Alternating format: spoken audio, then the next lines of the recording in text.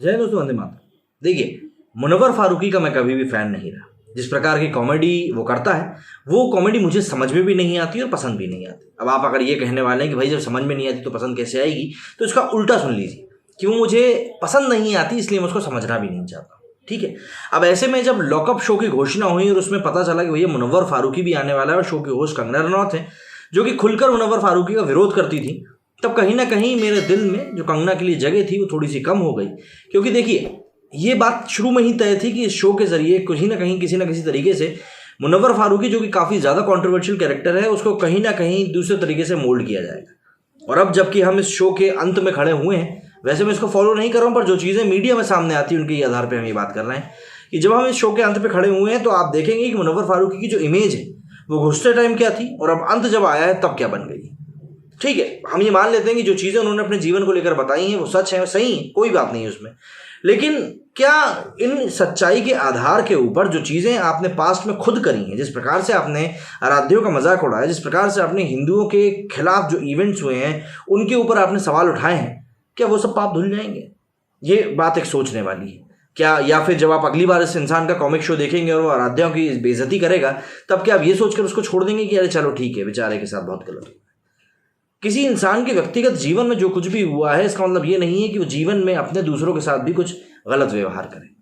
जरा समझते हैं क्या कुछ चीज़ें चल रही हैं और किस प्रकार से मुनव्वर फारूकी के बारे में लॉकअप में एक अलग ही माहौल बना दिया गया है।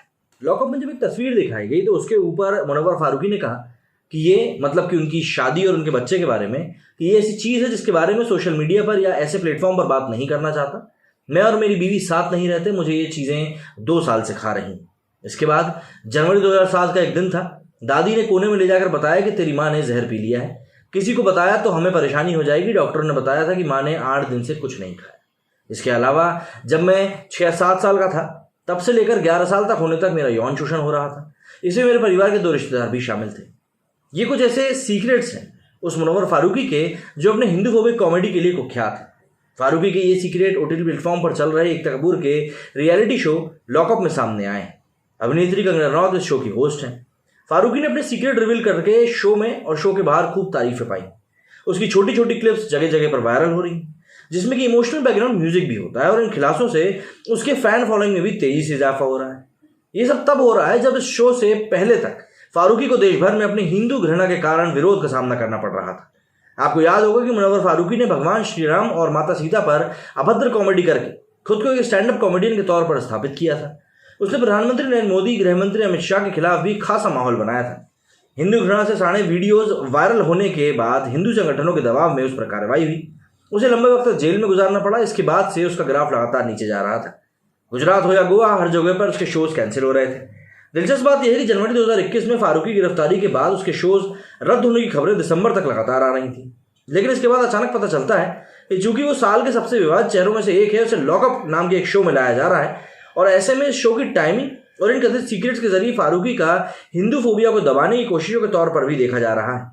वैसे बॉलीवुड या फिर भारत के मनोरंजन उद्योग के लिए ऐसा करना कोई नई बात नहीं है। हिंदू फोबिया से ग्रसित चेहरा हो या फिर आतंकी, उनका मनोरंजन स्क्रीन पर हमेशा से होता आया है। याद करिए, कश्मीर फाइल से पहले कश्मीर के घटनाक्रम पर बनी किसी फिल्म में वो पीड़ा दिखाई गई थी जो कश्मीरी पंडितों ने देखा था। एक आध फिल्म को छोड़ भी तो ज्यादातर ने आतंकवादियों को कोमल हृदय का, प्रेम करने वाले व्यक्ति के तौर पर ही पेश किया था, जिसे बंदूक उठाने के लिए मजबूर होना पड़ा। इसका असर भी होता है। इसे आप इस तरह भी समझ सकते हैं कि फारूकी के कथित सीक्रेट सामने आने के बाद कंगना रनौत ने एक एपिसोड में उसे अपना पसंदीदा प्रतिभागी भी बता दिया। नहले पे दहला ये था कि फारूकी ने कहा कि उससे मिलने के बाद लोग अपनी राय बदल देते हैं। एक तरह से उसने ये संदेश देने की कोशिश करी कि जो उस पर हिंदू फोबिया का आरोप लगाते हैं, दरअसल वे लोग उसे जानते ही नहीं है। उसके हिंदू घृणा समेत जो वीडियोस वायरल हैं वो झूठे हैं। इन सबके बीच तथ्य यही है कि अपनी असफल शादी, मां की सुसाइड और यौन शोषण की बातें कर संवेदनाएं बटोरने वाला ये मुनव्वर फारूकी वही है जो हिंदू देवी देवताओं को मंचों से गाली देता था और इसे कॉमेडी बताता था।